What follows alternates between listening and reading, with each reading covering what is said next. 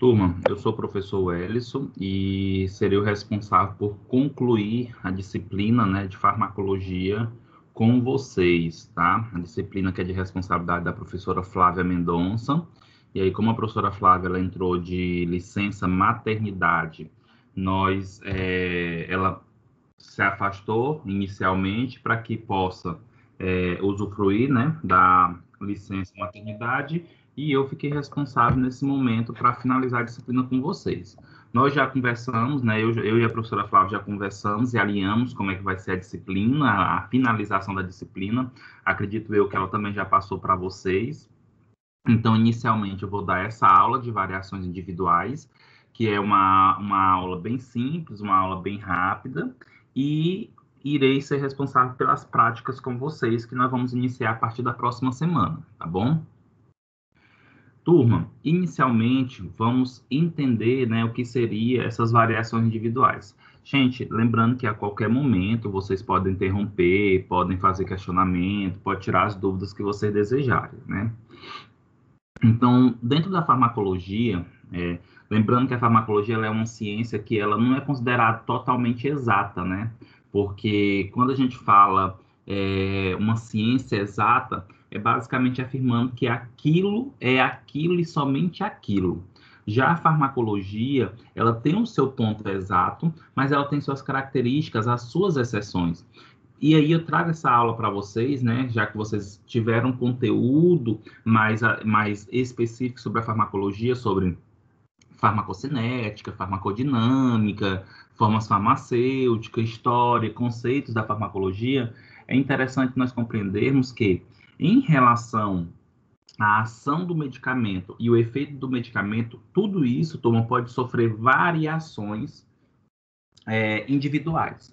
Não sei se vocês já perceberam, mas é muito comum, por exemplo, turma, indivíduos, né, pessoas chegarem para vocês e comentarem, eu estou com uma dor na coluna.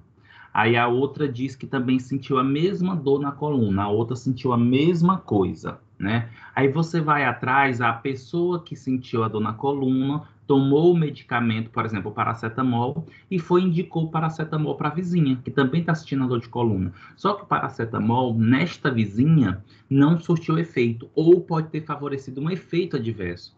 Mas por que para por que para uma pessoa teve o efeito e para outra não teve?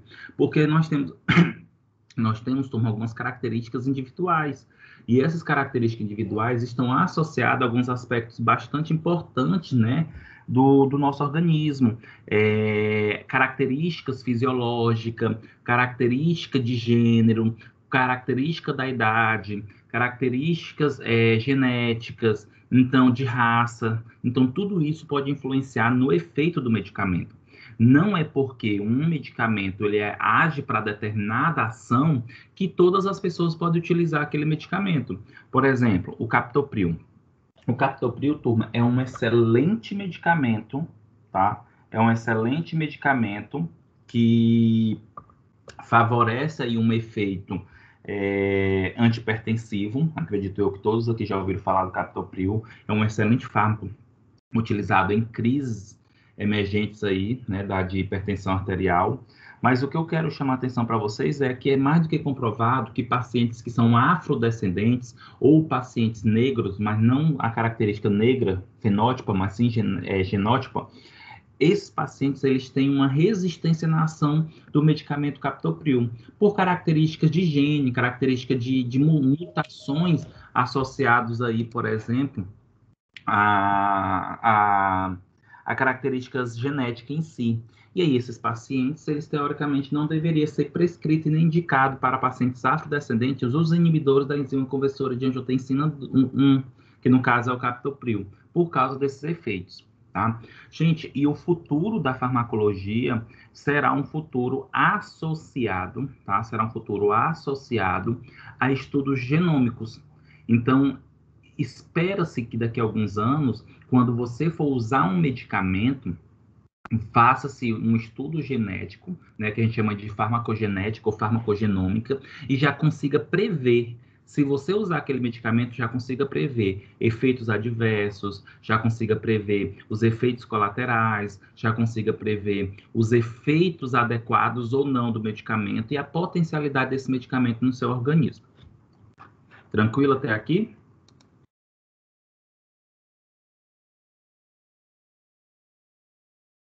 Sim, professor.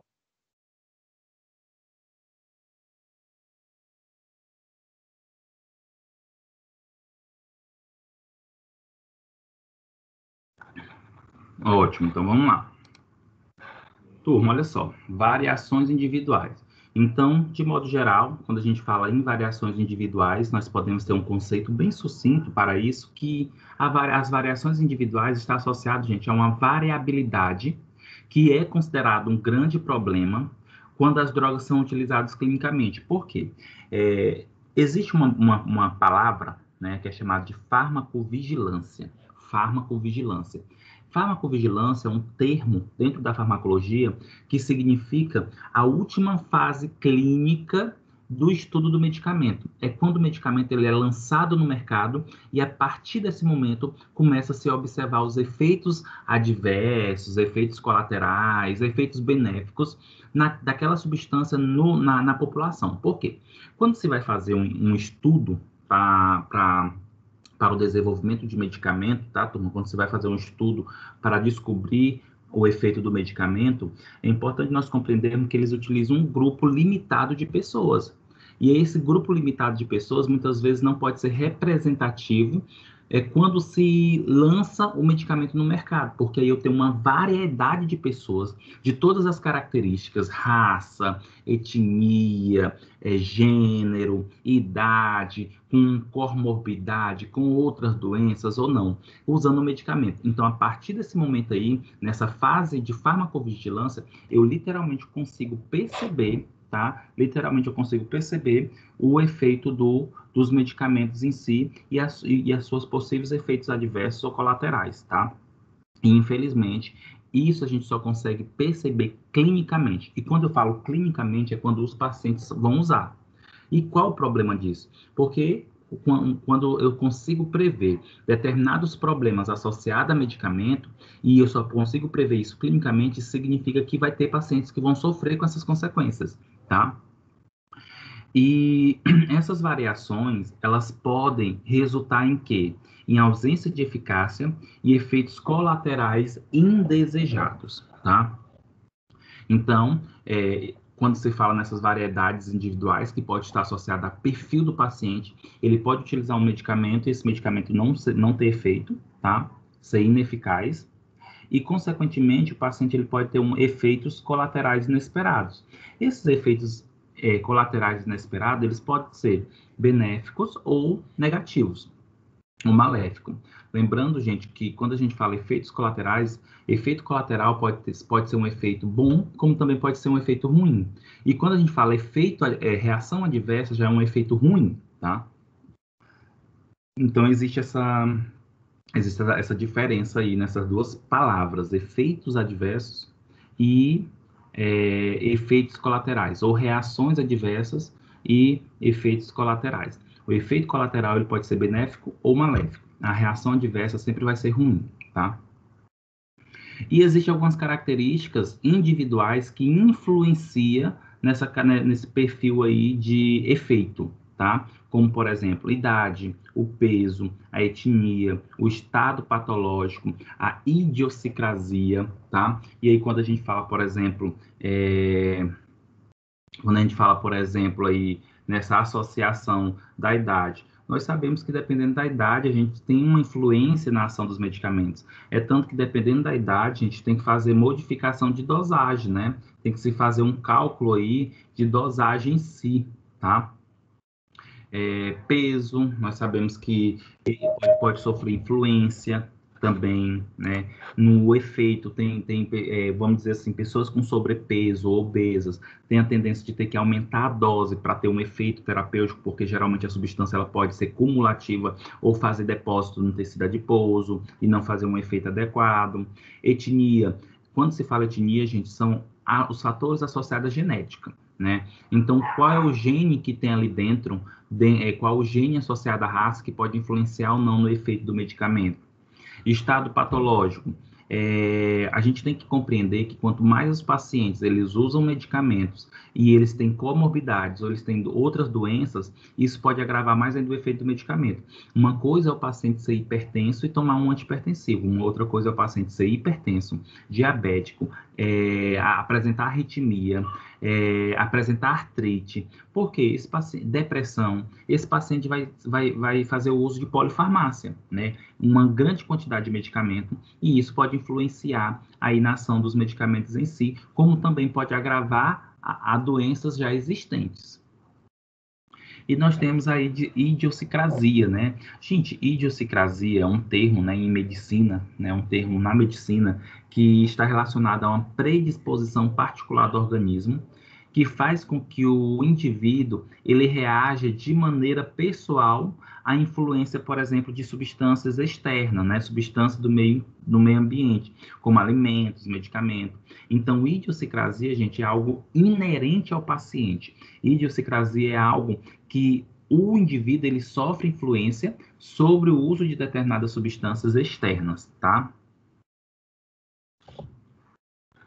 Um exemplo de idiosincrasia que eu posso dizer para vocês é em relação ao uso da dipirona. Quantas pessoas têm, por exemplo, alergia à dipirona e outras não têm? Isso é algo idiosincrático, porque você não tem uma explicação para isso, tá? A pessoa simplesmente tem. É algo peculiar daquela pessoa, daquele indivíduo. E aí, turma, a partir de agora, eu comento para vocês algumas características das variações individuais dentro daqueles processos que eu expliquei, dentro daqueles elementos que foi citado. Então, vou falar individualmente da idade, da etnia, raça, do gênero, tá? Então, nós temos aqui, por exemplo, gente, a idade. Olha só. As enzimas de metabolização das drogas são deficitárias em fetos e bebês prematuros. Gente, lembrando que quando a gente fala em enzimas de metabolização, lembra que o principal órgão que metaboliza as substâncias é o fígado, tá? É o fígado, ok? Nesse contexto, a metabolização ela é muito importante porque o principal objetivo da metabolização é fazer com que a substância ela fique mais hidrossolúvel a ponto de ser eliminada pelo sistema renal. Só que as enzimas que favorecem essa metabolização, elas podem sofrer influência de acordo com a idade. Ela pode ter em maior quantidade, em menor quantidade, por exemplo, tá? E aqui eu estou dizendo, ó, fetos e bebês prematuros, eles têm menos enzima. Se eles têm menos enzima, significa que eles metabolizam menos. Se eles metabolizam menos, significa que a substância ingerida pode permanecer mais tempo no organismo, exercendo um efeito mais forte ou potencial, ou também a gente pode se tornar mais tóxico, tá? Por isso que fetos e bebês prematuros, eles têm que ter um cálculo de dosagem, de acordo com o indivíduo, tá? Gente, o feto é capaz de metabolizar as drogas, contudo é menos eficiente porque não tem uma grande quantidade de enzima, não tem as enzimas formadas adequadamente. As expressões das enzimas metabolizadoras são deficientes porque elas ainda não estão desenvolvidas. E olha só, gente, além disso, a função renal não encontra-se totalmente desenvolvida. Então, um ponto muito importante, o nosso principal sistema de eliminação das substâncias é os rins, tá? São os rins. Então, nesse sentido aí, se o rim não está desenvolvido, consequentemente a eliminação das substâncias é mais deficiente, demora-se mais. Se a substância demora-se mais para ser eliminada, consequentemente, essa substância aí, ela vai permanecer mais tempo no organismo. E isso pode favorecer um efeito potencial, como também pode levar a um efeito cumulativo, como também pode levar a uma dose tóxica. Gente, olha só, outra característica. As crianças são capazes de metabolizar muitas drogas mais rapidamente do que os adultos, tá? Então, por exemplo, crianças conseguem metabolizar mais rapidamente do que os adultos. E aí já significa o quê? Uma característica já da adolescência, né, do desenvolvimento corporal. E aí tem-se uma produção mais adequada das enzimas em maior quantidade, sem defeito.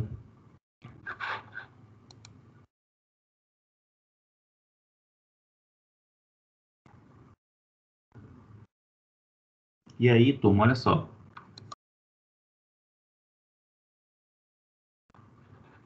Olha só, turma. Pouco mês após o nascimento e aos 2 anos de idade, as crianças são capazes de oxidar muitas drogas mais rapidamente do que os adultos. Um exemplo aqui da droga, que eu estou dando um exemplo, é o acetaminofeno. O acetaminofeno, gente, é o famoso paracetamol, tá? O termo acetaminofeno é o nome mais corriqueiro a ser utilizado na América do Norte, tá? Lá nos Estados Unidos. Mas no Brasil, acetaminofeno é o famoso paracetamol. Só que o que que acontece? Não é o fato de crianças metabolizarem mais rápido o paracetamol que isso seja tão bom, isso seja uma situação boa. Não. Por quê? Porque o paracetamol, ele, quando é metabolizado, ele leva a gente a uma, como pode dizer para vocês, ele leva à produção de um radical livre chamado NACP, tá? NACP, ou NAQIN. Esse radical livre, ele é altamente hepatotóxico, ele é altamente agressivo para o fígado. Por isso que é muito comum pessoas, quando utilizam demais o paracetamol, por exemplo, durante uma semana, e geralmente isso acontece muito quando o paciente ele pega dengue, ele tem a dengue, porque a dengue, geralmente, o único medicamento que é utilizado é o paracetamol, ele acaba tendo problemas hepáticos. Por quê? Porque o paracetamol, em grande quantidade, ele metaboliza-se e ele produz um radical livre, que é o NACP. E aí leva a essa reação adversa aí no fígado, tá? Então, muito cuidado nessa questão da metabolização. Não é o fato da substância metabolizar rápido que isso significa que é bom.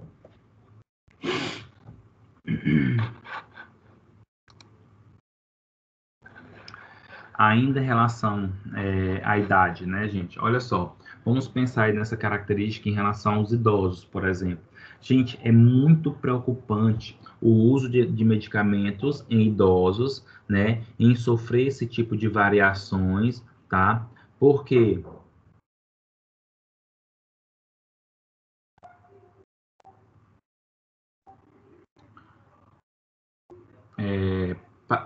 para quê, né, essa questão dos idosos? Por que que isso é importante?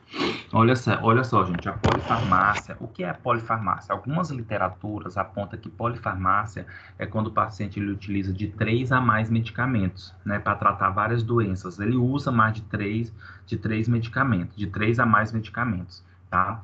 E qual é o problema disso? Primeiro, por que que o paciente ele faz polifarmácia?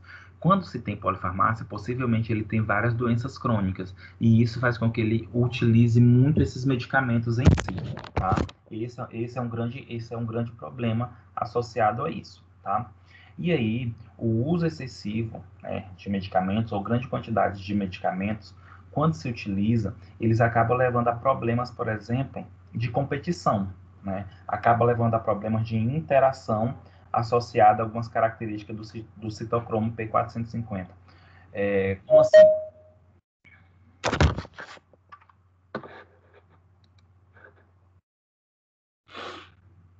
Como assim, turma? É, Lá na farmacocinética, quando a gente estuda, por exemplo, a metabolização, a gente aprende que a metabolização ela pode acontecer em 2 fases: reação de fase 1 e reação de fase 2. A reação de fase 1 ela é considerada uma reação enzimática, tá? Ou seja, que tem a participação aí de enzimas. A questão é que essa reação enzimática em si, ela pode sofrer influências externas. Como assim? Pode sofrer influência de outras substâncias, onde essas enzimas que são metabolizadoras, elas podem sofrer inibição, como ela também pode sofrer indução. Quando eu me refiro à inibição enzimática, eu estou, o indivíduo ele ingeriu uma substância que inibiu as enzimas e essa enzima inibida vai impedir a sua metabolização ou a metabolização de outra substância. E isso pode levar a um acúmulo dessa substância no organismo. Quando eu me refiro à indução enzimática, eu estou me referindo a um ponto de que a substância,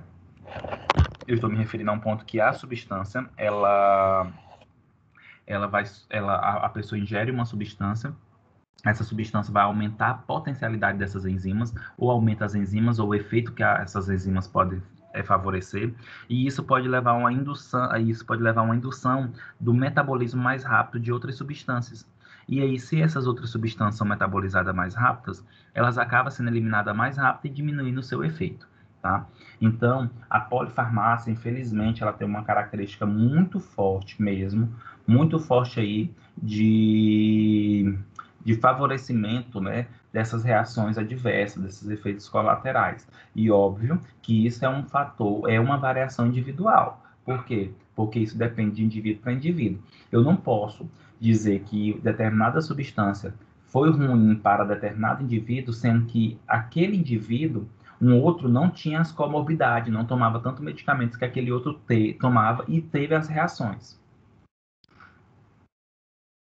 Em relação ainda aos idosos, né, é importante compreender que com o envelhecimento, a principal proteína que fica circulando na corrente sanguínea, que é a albumina, diminui a sua concentração, e aí diminuindo a sua concentração, isso pode deixar que a droga fique mais livre, e uma vez que a droga fica mais livre, ela tem um efeito maior.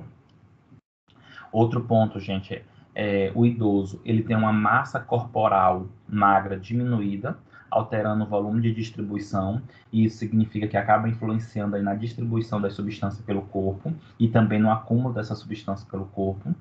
E, por exemplo, gente, o fígado, né, no idoso, ele acaba diminuindo, né? De tanto trabalhar durante a vida. E essa diminuição da massa do fígado acaba literalmente alterando as funções das enzimas metabolizadoras. E isso pode influenciar na diminuição da metabolização e também o efeito do medicamento.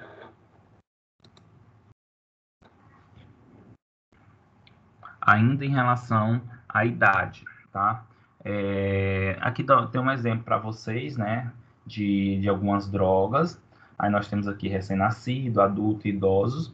E nós temos aí algumas questões associadas à concentração, à meia-vida, na verdade, a meia-vida plasmática das drogas. Olha só, um recém-nascido, gente, a meia-vida plasmática, por exemplo, da ampicilina, né? A ampicilina, ela tem uma meia-vida plasmática, tá? Associado, por exemplo, ao recém-nascido de 4 horas, enquanto o adulto tem em torno de 1 a 2 horas, porque o recém-nascido ele não favorece esse processo de metabolização e aí não leva a essa eliminação da substância, por isso que aumenta aí essa meia-vida da droga, tá? E observe, gente, que geralmente o recém-nascido, ele sempre vai ter uma meia-vida de droga sempre maior.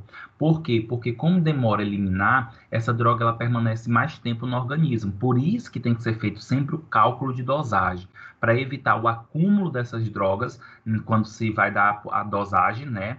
E aí não vai ter um efeito tóxico, não vai para uma dosagem tóxica, tá?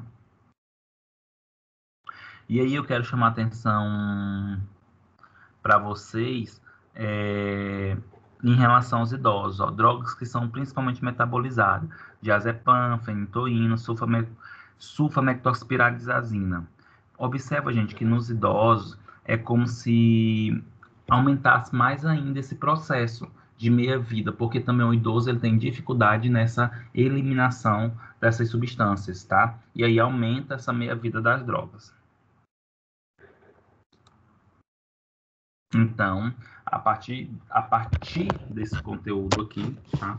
A partir desse conteúdo, nós podemos literalmente perceber que existe uma evolução, né, nessas variações individuais de acordo com a idade, e isso é puramente fisiológico, tá? E a gente tem que acompanhar essa característica. A gente tem que saber que uma substância dada por um recém-nascido, uma criança, é diferente, a concentração para um adulto, que é diferente para um idoso, e assim por diante, e vice-versa. Sendo que é muito comum, né, gente, toda vez que a gente pensa em criança, a gente geralmente dá uma dosagem por quilograma, né?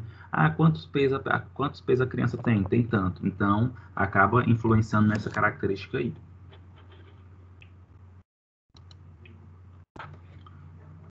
Gente, alguma dúvida em relação à idade, por exemplo? Alguma pergunta sobre a idade? Não? Tranquilo? Então, olha só. Outra característica associada aqui às variações individuais, nós podemos falar Quando a gente fala dessas variações individuais, a gente pode falar aqui, por exemplo, dos gêneros, né, entre homens e mulheres. Não é tão comum ter uma diferença gritante entre homens e mulheres. As substâncias, de modo geral, elas se comportam, né, ela se comporta de modo geral semelhante, independente do gênero. Existem algumas peculiaridades de alguns fármacos que pode ter uma característica diferente ou em homens ou mulheres, tá? Olha só, ainda há necessidade de estudos clínicos de importância para esclarecer algumas diferenças na disposição da droga entre homens e mulheres, tá? Que foi o que eu comentei agora para vocês. De modo geral, quase não existe. Claro que tem, mas essa diferença, ela não é gritante. Essa diferença, ela não é uma diferença que vai, como posso dizer para vocês, impactar, porque um é homem e o outro é mulher. Não. Mas existe, por exemplo, algumas características. Por exemplo, a amantadina. Gente, a amantadina é uma amina simétrica derivada do andamato. Em outras palavras, é um medicamento utilizado aí para o tratamento do Parkinson, tá? E é muito importante porque essa amantadina ela favorece a liberação de dopamina, que ajuda nesse tratamento do Parkinson, tá? Lembrando aí que ajuda nessa característica dessa doença. Só que o que foi que percebeu? Que mulheres que utilizam a amantadina, ela acaba tendo uma diminuição da sua eliminação renal. O homem elimina mais essa substância do que a mulher. Nessa característica, sabendo disso, eu tenho que fazer cálculo de dosagem para as mulheres, tá? Para não ter um acúmulo de dose. Isso é um exemplo aí, turma, de substâncias que podem ter uma característica em relação ao gênero, tá? Então, eu estou aqui afirmando para vocês, sim, que o gênero leva a influência de medicamento, não tem tanta características importantes, mas vale a pena a gente, quando se for fazer uma avaliação dos medicamentos nos pacientes, tentar compreender por que determinado medicamento faz efeito para fulano, mas para Beltrano não faz. Será que tem a ver com a característica do gênero? Tá?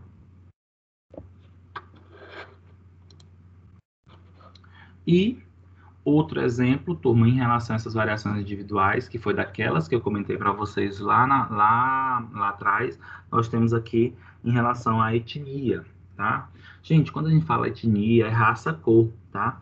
E essa etnia está relacionada a características genéticas, principalmente, características de genes, tá? Olha só, inúmeras diferenças raciais na expressão das variações genéticas entre as isoformas do citocromo P450. Welles, o que é esse citocromo P450? Gente, esse citocromo P450, ele é o conjunto enzimático que é responsável pela metabolização das drogas, principalmente no fígado, tá? Principalmente no fígado.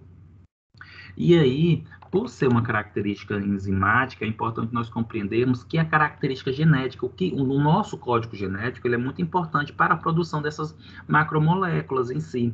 E aí, nesse sentido, precisa o quê? Precisa saber que, dependendo da raça, da etnia, eu posso ter uma diferença genética que pode fazer com que produza enzimas que tenham um metabolismo adequado ou inadequado, deficiente, aí vai depender da característica genética em si. Gente, um exemplo, que eu já até falei para vocês. O uso de inibidores da ECA, o que é ECA? Enzima conversora de angiotensina 1, deve ser evitado em negros, por apresentar uma ação subótima, dependendo do polimorfismo genético da ECA e do angiotensinogênio 1, ou da angiotensina 1, tá? Em outras palavras, o captopril, por exemplo, que é um IECA, que é um inibidor da ECA, ele é um fármaco, turma, que ele tem dificuldade em agir para diminuir a pressão arterial em negros. Por quê? Porque os negros, os afrodescendentes, apresentam uma característica genética de resistência nesta enzima. É como se essa enzima ela fosse bastante potente e aí o fármaco ele não consegue inibir adequadamente essa enzima. Por isso que o efeito antipertensivo é baixo. Por isso que eu tenho que trocar esse medicamento por outra classe.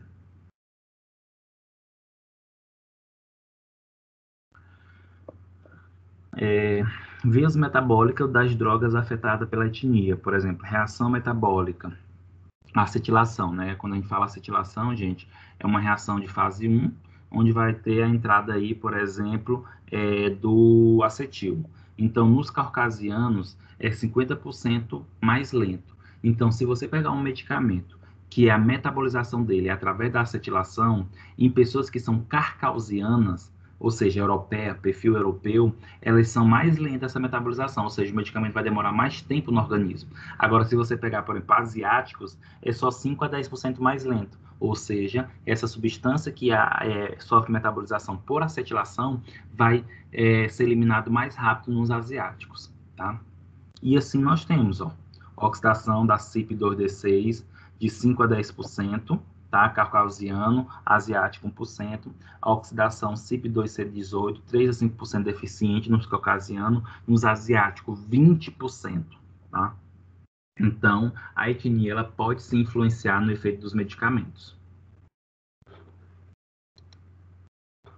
E nós temos outros fatores que estão associados às variações individuais. Gravidez, tá? Gente, quando a mulher está gestante, muda toda a característica fisiológica do corpo da mulher. E aí, esses hormônios, eles influenciam nos efeitos dos medicamentos, tá? Esses hormônios, eles sofrem influência nessa característica dos medicamentos, tá? É tanto que também tem que tomar muito cuidado no uso de medicamento em gestante, porque isso sofre influência também sobre o feto. Tem determinadas doenças que a mulher pode ter que na hora que está gestante tem que mudar a medicação para outros. Exemplo, vou dar um exemplo bem clássico. É muito comum quando a mulher ela é hipertensa e ela engravida, se você for pegar os medicamentos que ela utilizavam antes de engravidar para hipertensão, losartana, captopril, valsartana, alodipino e outros. Mas na hora que ela engravida, esses medicamentos não são adequados para a mulher gestante, porque o feto pode sofrer influência e má formação do feto e outros. E aí faz o quê? Troca esses medicamentos pelos que é mais comum na gestação, que é a metildopa e a clonidina, tá? Porque diminui os efeitos colaterais no feto, principalmente, tá? Então, isso é um fator, é uma variação individual. Não é que aquele medicamento não presta para aquela mulher, mas por ela estar grávida, é inadequado o uso deles naquele momento. Quando ela ganhar a criança, depois de algum tempo, ela volta de novo para aquela medicação anterior. Gente, os fatores genéticos que nós já comentamos, né? Esses fatores genéticos estão associados a uma característica de informação do nosso gene, tá? Inclusive, turma, é muito comum, por exemplo, pode observar, se você vem de uma família que essa família ela tem tendência a ter alergia com o uso de medicamento, você vai ter, possivelmente, tá? Ah, minha mãe tem alergia de pirona, minha mãe tem alergia a anti-inflamatório. É uma tendência, possivelmente, que você tenha também, tá? Porque essa informação dos aspectos alérgicos vai passando para o código genético, e isso vai influenciar que você também tem. Lógico que existem vários outros fatores, tá, turma? Isso aqui não é o definitivo. Variações fisiológicas, tá? Quando a gente fala variações fisiológicas, nós estamos falando aí do perfil de órgão, formação de órgão, tamanho de órgão, característica mesmo de rim, de fígado, tudo isso aí também são características que podem influenciar nessa característica das variações individuais e o uso de medicamentos, tá? Outro fator, gente, são os estados patológicos, tá? Que é a insuficiência renal e hepática é um exemplo. Turma, olha só, eu acredito que vocês já estão bastante cientes de que quando a gente fala qual a principal via de eliminação das substâncias do nosso corpo, a principal via que as substâncias saem do nosso corpo é os rins, tá? Os rins, ele elimina as substâncias do nosso organismo. Até aí, tranquilo. E o principal órgão metabolizador é o fígado, né? O fígado. Turma, se um desses órgãos ou os dois estiverem com problema, você vai sofrer influência dessa situação no uso de medicamentos. Ou vai ter essa substância, ela vai se acumular no teu corpo, vai levar efeitos colaterais, vai potencializar o efeito, ou vai lesionar, ou vai agravar mais ainda a doença que você tem, tá? Então, o estado patológico ele influencia muito. Isso é o exemplo que eu estou dando, de insuficiência renal e hepática, mas lógico, gente, várias outras doenças podem influenciar no perfil do uso de medicamentos.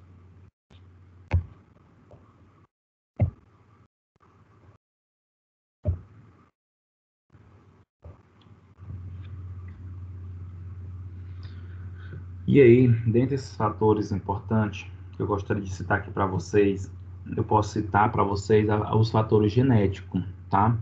Gente, olha só, a variação genética é uma fonte importante de variabilidade farmacocinética. Por quê? Porque dependendo do gene que você carrega, né, da informação que você carrega, você sofre influência na característica farmacocinética. Lembrando, o que é farmacocinética? Farmacocinética, gente, cinética significa movimento, fármaco vem de substância, né? Então, é movimento da substância. Em outras palavras, farmacocinética é a movimentação da substância no corpo. E geralmente pode acontecer em 4 etapas, que é a absorção, distribuição, metabolismo e excreção. E aí o fator genético ele pode influenciar essas características aí, de fazer o quê? De impedir com que a substância absorva adequadamente ou não, distribua adequadamente ou não. Por isso que eu falo, gente, cada substância ela se comporta de maneiras diferentes em cada corpo. Eu sei que o paracetamol ele é um analgésico antitérmico e ele vai ser um analgésico antitérmico para todo mundo. A diferença é que quando eu tomo paracetamol, meu corpo se comporta de uma maneira diferente do teu corpo, tá? Turma, existe vários exemplos claros onde a variação genética influencia a resposta do fármaco, incluindo, por exemplo, acetiladores lentos e rápidos, que foi o que eu comentei para vocês anteriormente, tá? Então, por exemplo, se tem uma substância e a maneira dela ser metabolizada é através de acetilação, aí tem pessoas que acetila mais rápido, ou seja, faz esse processo metabólico mais rápido e outros mais lentamente. E isso vai influenciar na quantidade de substância no corpo. E a quantidade vai influenciar no efeito, tanto benéfico quanto maléfico, tá? Outro exemplo, gente, variante da colinesterase plasmática. Toda vez que vocês observarem esse sufixo ase, colinesterase, ase, significa que é enzima. Essa enzima colinesterase, ela é responsável pela metabolização, pela quebra de algumas substâncias. E aí tem pessoas que têm essa enzima em maior quantidade, outras em menor quantidade, outras que têm uma potencialidade de metabolizar, outras já não têm. Ou seja, isso também sofre influência genética, tá? E é aquilo que eu já comentei para vocês, olha o que, turma. No futuro, o perfil de um DNA individual poderá oferecer um caminho para antecipar a responsividade aos fármacos. Então, aquilo que eu comentei anteriormente para vocês, possivelmente lá no futuro, tá? Possivelmente lá no futuro, nós iremos, tá? Possivelmente lá no futuro, nós iremos ter técnicas, que nós já temos mais técnicas mais acessíveis, para a gente conhecer o nosso DNA e saber quais medicamentos a gente pode usar ou não. Quais medicamentos é melhor para determinada doença ou não, de acordo com o teu perfil genético. Lembrando que isso é o que nós chamamos de farmacogenética ou farmacogenômica, ou os dois. E por último, dentre essas variações individuais, eu tenho aqui, gente, os fatores idiosincráticos, né? E o que seria basicamente essa idiosincrasia? Gente, olha só. Reações nocivas, algumas fatais, que ocorrem em uma pequena minoria de indivíduos. Primeiro, vamos de novo no conceito de idiosincrasia, tá?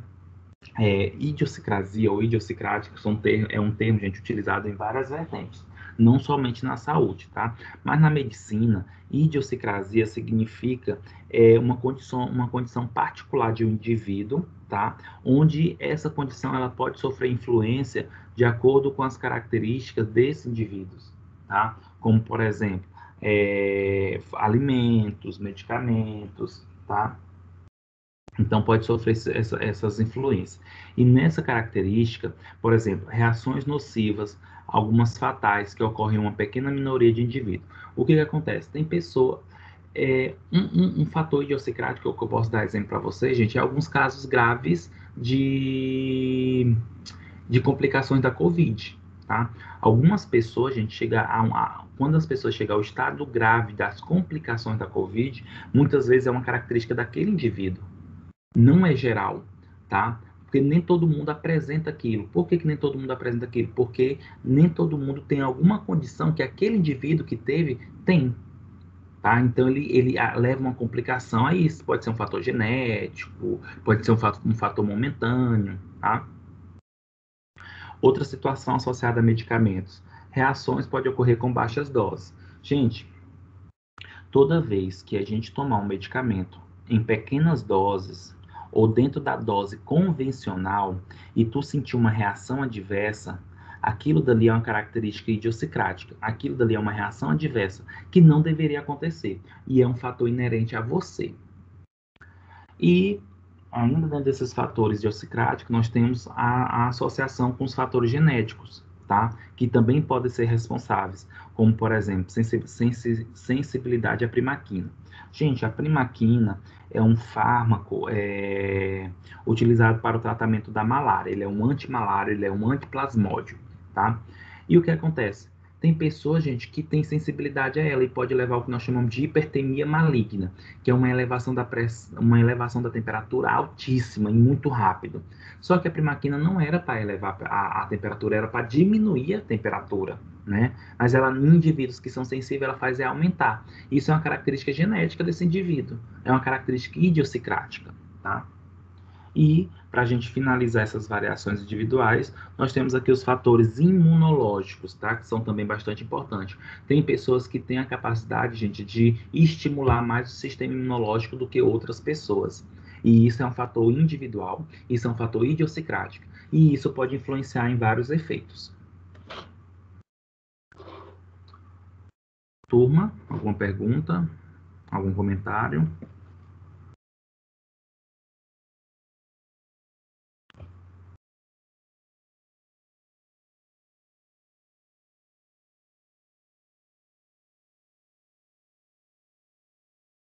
Eu tenho, professor.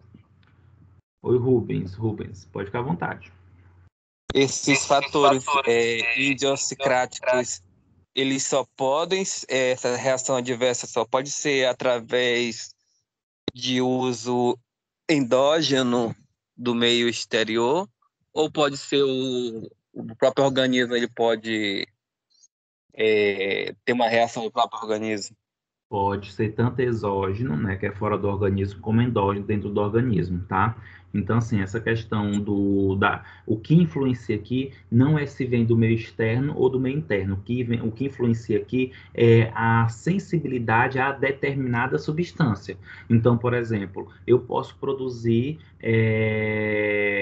gastrina, por exemplo, e ter uma grande quantidade, uma possibilidade muito grande de ter gastrite, tá? Como eu também posso fazer o uso de substâncias que induzem essa gastrite. Então, os fatores idiosincráticos, eles estão tanto associados a fatores externos, substâncias externas, como internas, exógenas como endógenas. A questão é que aí, se a gente for avaliar, é mais perigoso a pessoa ter problema, né? Vamos imaginar que ela tem um fator idiosincrático com uma substância endógena. Aí seria um grande problema. É mais complicado. Por que é mais complicado? Porque é uma substância que é produzida pelo seu corpo. E aí o controle é mais difícil, a pessoa vai ficar muito mais debilitada, vai sofrer muito mais. Porque quando eu sei que a substância é exógena, é só eu cortar, é só eu evitar. Eu descobri qual é a substância, eu evito. E quando ela é endógena, que ela vai ser produzida de qualquer maneira, eu vou ter que tomar medicamentos que inibem a sua produção, mas nem sempre os medicamentos inibem totalmente. Sempre vai produzir um pouco.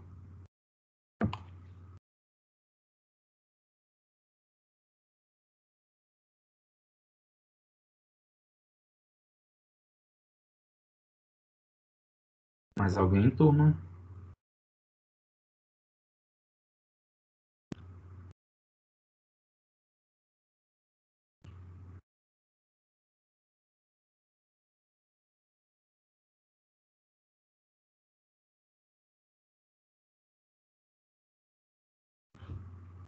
Turma, se não tem nenhuma pergunta.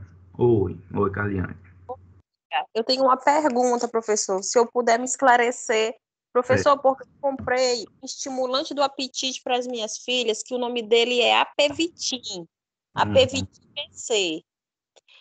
Aí, quando meu esposo foi na farmácia para comprar esse estimulante do apetite, a moça que trabalha na farmácia, que eu não sei se era farmacêutica ou se era simplesmente atendente, né? Eu não sei qual era a função dela.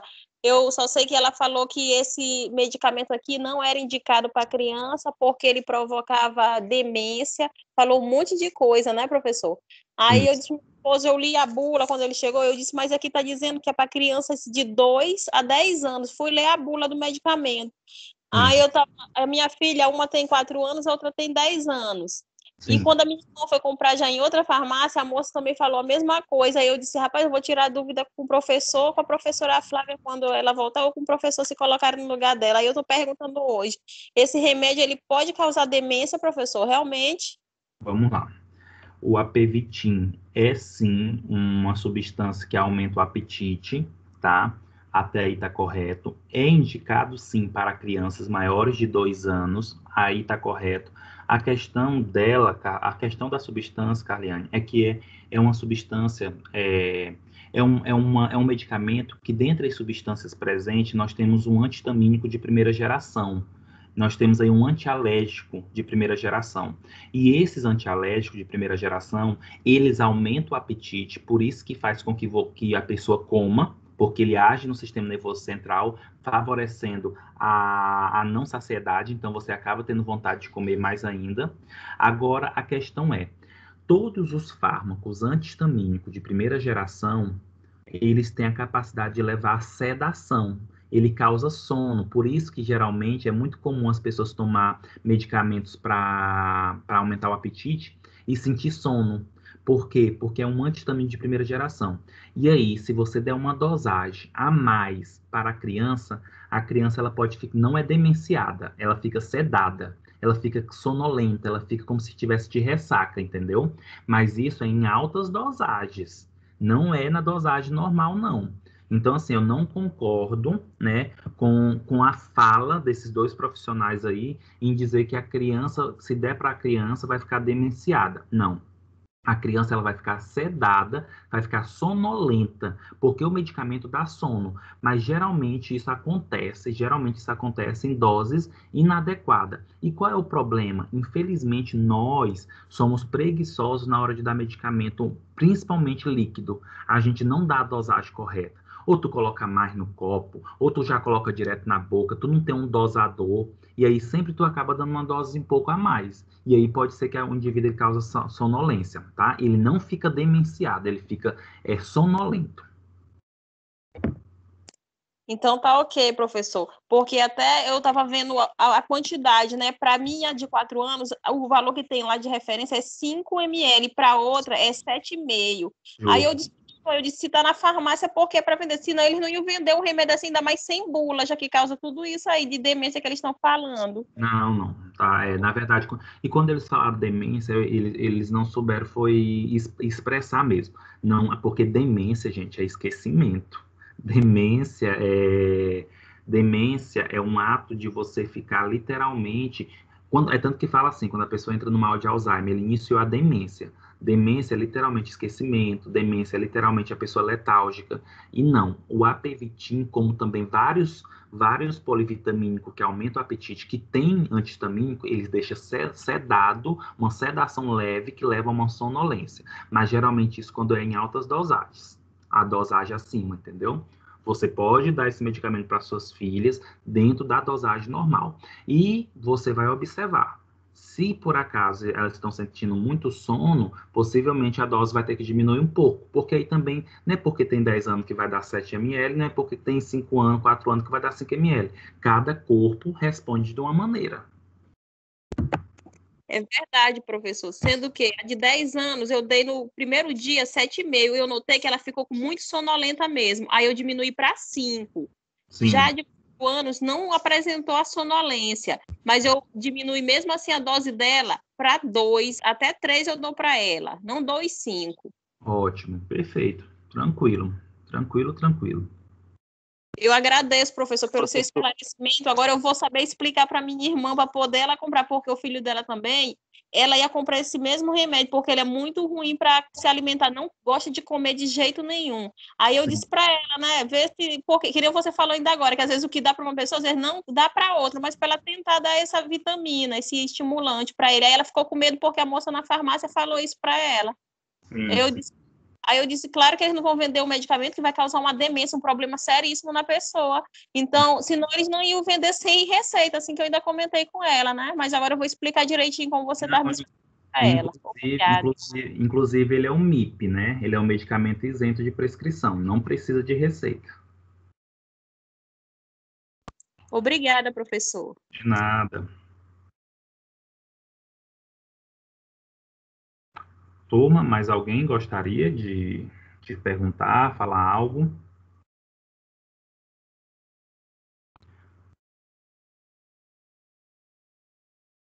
Turma, se ninguém tem mais nenhum comentário, foi um prazer dar aula hoje para vocês. Agora a gente vai se encontrar possivelmente pessoalmente. Eu vou estar conversando com a professora Flávia e eu vou passar as informações para ela e ela vai passar as informações para o grupo de vocês, tá? Então comece a organizar para a aula prática na próxima semana. Obrigadão, ótima semana, ótima segunda-feira e até mais. Tchau, professor. Tudo de bom para você. Tchau, tchau. Obrigado.